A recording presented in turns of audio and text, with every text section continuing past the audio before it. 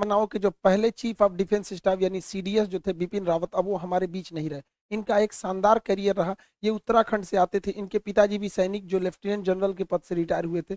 ये हमारे सेना के थल सेना प्रमुख रहे, उसके बाद पहले सीडीएस रहे। इनका मुख्य काम तीनों सेनाओं में समन्वय स्थापित करना था। ये अपने कार्यकाल में इसको बहुत ही बखूबी अपने काम को पूरा किए थे। 1958 में इनका जन्म हुआ और आज के दिन इनका एक हेलीकॉप्टर क्रैश में ये शहीद हो गए। 14 लोग थे उस हेलीकॉप्टर में, जो खराब मौसम के कारण बताया जा रहा है क्रैश कर गया था इनका हेलीकॉप्टर। जो ये जब इन्हें कार्यभार दिया गया था तो इन्होंने सीडीएस के पद को बहुत ही बखूबी निभाया था। नौसेना के पीएट-आई को लद्दाख में तैनात करना इन्हीं का डिसीजन था। उत्तरी कमांड को थिएटर कमांड बनाना, यानी तीनों सेना आपस में कोऑर्डिनेट करके लड़ाई लड़ेगी, इनकी सबसे बेहतरीन डिसीजन थी। इन्होंने नेवी, आर्मी, एयरफोर्स सबको बहुत बेहतरीन से किया था।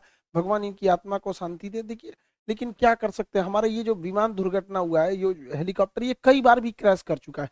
इस दुर्घटना में ये साउथ इंडिया में थे, यहाँ ऊटी है तमिलनाडु के पास, यहाँ पर, यहाँ नेल्लोर के पास, यहाँ पर, यहीं पर इनका हेलीकॉप्टर जो है, इनकी पत्नी भी साथ में थी।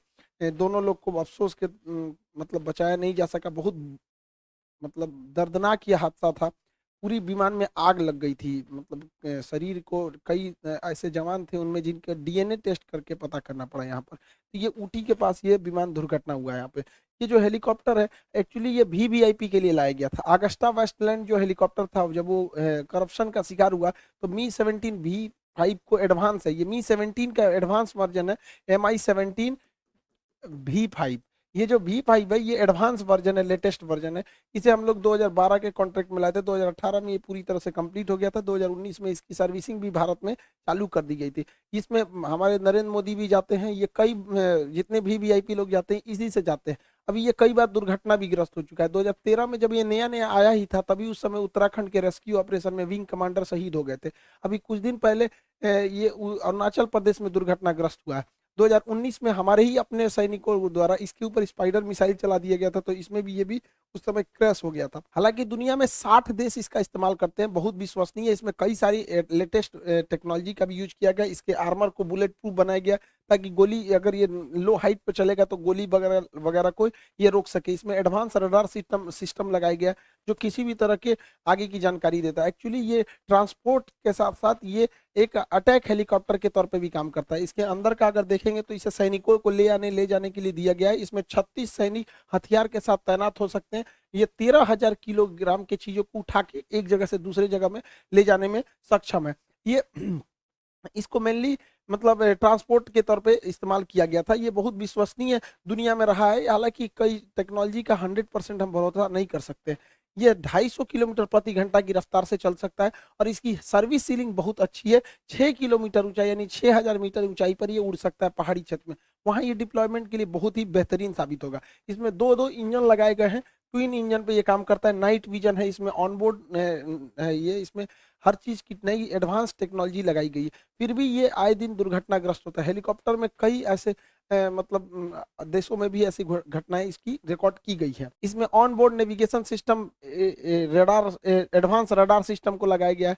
ऑन बोर्ड वेदर रडार को लगाया गया है कि मौसम कैसा है उसके आधार पे भी जानकारी दी जाए। हालांकि प्रथम तो यही कहा जा रहा है कि ये जो विमान दुर्घटना हुआ है इसके पीछे मौसम खराब को जिम्मेदार बताया जा रहा है। हालांकि वायुसेना ने इसके लिए जांच के आदेश दिए हैं। आगे क्या होता है ये आगे समझेंगे। इसमें सेफ्टी का भी ध्यान रखा गया है। इसमें दुश्मन की आ रही मिसाइलों को भटकाने के लिए फ्लेयर की क्षमता है। ये फ्लेयर में बहुत हाई टेम्परेचर होता है जिससे कि हीट सीकिंग मिसाइलें दूसरी ओर डिस्ट्रैक्ट हो जाती हैं।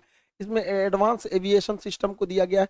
इसके कॉकपिट्स को नया डिजाइन किया गया था, कस्टमाइज करके अलग अलग हिसाबों से। इसमें इसे हम लोग यूटिलिटी के साथ साथ अटैक के रूप में भी इस्तेमाल कर सकते हैं। इसमें अलग अलग जगहों पे हार्ड पॉइंट को हम लोग जोड़ के, कारगिल की लड़ाई में इसका पुराना वर्जन MI-17 भी बहुत कारगर साबित हुआ था, कारगिल के टाइगर हिल के ऊपर बम्बार्डमेंट करने, और जो भी बहुत हाइट पर थी। इसमें ट्विन इंजन लगाया गया है। ये यूटिलिटी के साथ हार्ड पॉइंट के साथ साथ हमला भी बहुत तेजी से कर सकता है।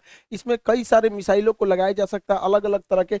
इसमें मशीन गन है, सब मशीन गन है, ऑटोमेटिक गन है, रडार, रॉकेट्स है, मिसाइल फायर करने की क्षमता है। उसमें मशीन गन की भी लगाया गया है ताकि ये ग्राउंड अटैक को भी बहुत अच्छे से परफॉर्म कर सके। यह 60 देशों द्वारा विश्वसनीय हेलीकॉप्टर रहा है। हालांकि रूस की सेना में भी इसे बहुत बड़े पैमाने पर इस्तेमाल किया जा रहा है। हर देशों में इसका कमोबेश एक्सीडेंट का रिकॉर्ड रहा है।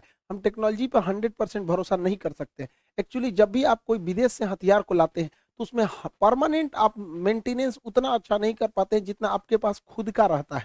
क्योंकि विदेश अगर कोई ऐसे कल पुर्जे खराब हो गए जो विदेश से लाने हैं, तो आप उसको थोड़ा सा टॉलरेट करके भी चलते हैं कि चलो भैया अभी पूरी तरह से खराब नहीं हुआ है। लेकिन वही अगर हम अपना हेलीकॉप्टर देखेंगे, ध्रुव जो इसे हम बना रहे हैं, तो अभी हमको स्वदेशी बनाना पड़ेगा। लेकिन क्या करें, भारतीय सेना में स्वदेशीकरण, मेक इन इंडिया को सबसे ज्यादा अगर किसी ने बढ़ावा दिया था सेना में, तो बिपिन रावत जी ने ही दिया था। अब कई सारे ऐसे हथियार, ऐसे सारे ऐसे इंस्ट्रूमेंट थे जिसपे आयात पर बैन लगा दिया गया था। पहली बार भारत जो है इजराइल के बराबर हथियार एक्सपोर्ट करने में जा रहा है।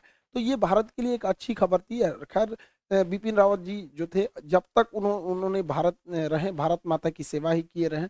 अब उनको होनी को अब कोई क्या टाल सकता है। अब आगे सरकार को डिसीजन लेना है कि अब किसी अगला चीफ ऑफ डिफेंस स्टाफ नियुक्त किया जाता है। इसके अलावा एक रेलवे की भी सूचना थी, जो अभी हम लोगों ने 1 दिसंबर को